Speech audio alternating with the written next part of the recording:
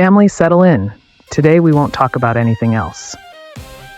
Let's take a look at this red dragon you've probably watched hundreds of times, but maybe didn't understand.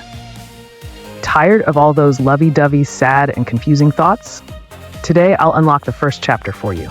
It all begins in the mythological era, with Nuwa mending the sky. Such a huge project, since only a scrap piece is left and all the other stones have become part of the body. This piece of stone was kicked out of the project team and still calls the place Great Wilderness Mountain Wujiya. Listen to that name, absurd and baseless. The life of a stone rejected by the earth.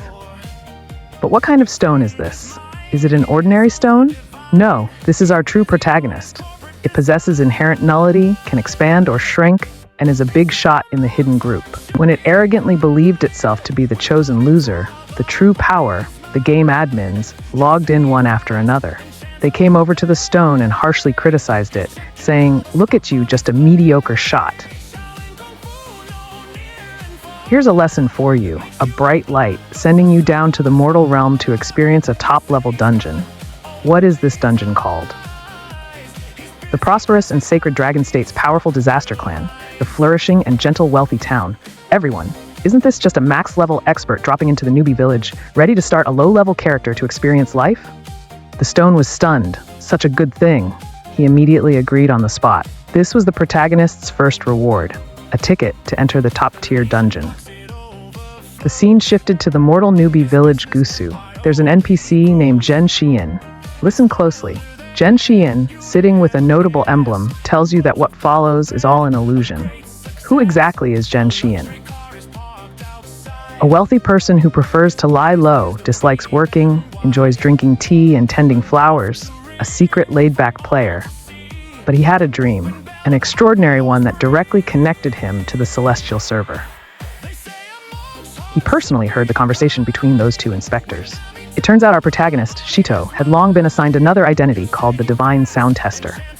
His main mission is to help Yiju subdue the immortal herbs in battle. Back then, he paid tribute to the immortal herbs every day. Now that the immortal herbs are descending to the mortal world, he must follow, repaying his debts with a lifetime of tears. Everyone, what kind of divine love is this? You might think it's a trivial matter, but no, this is a cosmic-level destined entanglement. That's the setup. It's simply the founding ancestor of top-tier refined aesthetics, truly leaving this NPC half speechless, still eager to inquire more. He directly showed the protagonist the spirit jade from the outer melon, then kicked it offline, taking it away but left behind a phrase. False appears real, real appears false. Where nothing is, there is something, and where there is none. This is the core rule of the entire game. What you believe to be real is all fake. What you believe doesn't exist is actually real. Just as you awaken and haven't fully recovered, you meet the real-life Jian again. When Yi Sen arrived at Fengfeng Dian Dian, he pointed at his daughter Ying Lian and said, "The one you're holding is a mischievous ghost, alive, but without desire. Katie Kema." Everyone thought he was mad. Then Jian left a poem that precisely foretold that his family would be destroyed after the Lantern Festival. What is this? This is called a tycoon. The top boss comes down and disregards the 5 virtues, bullying the NPC relentlessly, but the NPC simply doesn't believe it. This is the sorrow of mortals. Next, the second Dragon King figure appears in Jiayu Village. Listen to this name, Jiayu Village, with a poor and sour scholarly atmosphere. The skills reside in the neighboring temple called Hulu Temple. Hulu Temple is ambitious and talented, but just poor.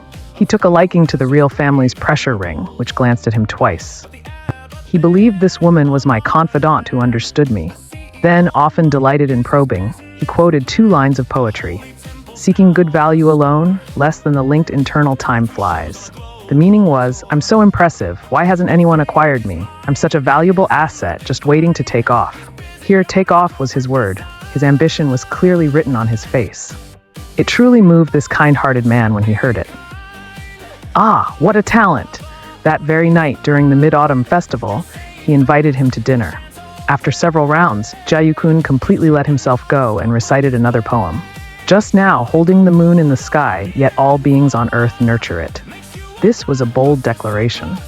He said he was the moon in the sky and would eventually have everyone nurture him. Truly inspired on the spot, he immediately took out 50 taels of silver and 2 sets of winter clothes and said, "Brother, don't say more. The deal is sealed. You take charge and go to the capital to seek work. By next spring, you'll be a man among men." But guess what? At dawn the next day, Jiayukun ran off without even saying goodbye, leaving only this line: "Scholars don't waste time. Business is urgent." Friends, what does it mean to be a real man? This is it. Taking your money, patting his behind, and walking away, never owing you a thing. Without any ties of favors or personal debts, such talent can accomplish great things. The story then sped up as if on turbo mode. He lost his daughter, his house caught fire, and all his wealth was wiped out overnight. He fled to Uefu, but was treated like a thief, despised in every way, repeatedly driven to utter poverty. In less than a year, at his 10,000-year gathering, Ji didn't show up. This time, Shibo Jiaodoran sang a certain song. This song is truly a wake-up anthem, completely deconstructing the whole civic enterprise and its legacy as worthless. What kind of man is Ying? He is someone who understands the truth, but upon hearing it, he was mistaken. Not only mistaken, he even wrote a special version of this wake-up song on the spot, depicting empty halls, beds once full, now full villages, Ying's village. In the blink of an eye, tragedy passed from one person to another, illustrating spiritual exile and prohibitions. Finally, what did he say? Chaos. A chaotic uproar, you sing on one side while I take the stage. Anyway, he knows his hometown, Shengwang Hall. The Taoists all come to serve others and enjoy the honors. What realm is this? This is total awakening. He has seen through all the disputes, the rise and fall of prosperity among people. It's just a wild hall drama. The Taoist, upon hearing this, applauds, saying it's insightful, truly insightful. Then, the first real highlight of the whole book arrives, winning without shouting to the heavens or complaining. Without complaining about fate, he directly took the slap meant for the Taoist onto himself, saying, "Let's go." Then he followed the Taoist and instantly ascended, leaving monastic life behind. Folks, this is the ultimate satisfaction. All talk of making a comeback or a gentleman's revenge is never too late, pales in comparison. The true strong one is the one who, after seeing the game's true nature, chooses to quit the game entirely, stepping beyond the 3 realms and outside the 5 elements. Did he say anything? He lost everything. Did he win? He won ultimate freedom and liberation. At the story's end, the Jiayu village he supported has become the new leader, seated in the great sect. A gentle breeze returns to this newbie village. One NPC has awakened and ascended, another Dragon King has fully returned. Our true protagonist, the Stone, has just obtained the reincarnation permit and is ready to be reborn into the forthcoming cloud-stirring Jiazi cycle. So how is it? Does it suddenly feel different? The first chapter superficially narrates the tragedy of Yuan Shiyin, but within, it actually portrays 2 completely different life reversals. One is seeing through the mundane world and instantly transforming. The other is seizing opportunities and calming stormy clouds. All this mainly serves to set the stage for the soldier of the true chosen one, bearing the Lingbao Jade, opening a shocking and earth-shattering prologue. Want to know what Jiayu Village's return is about? Want to know what Jiayu Village is coming back to do? Want to see what kind of storm Stone will stir up next? Hit follow, and we'll break it down next time.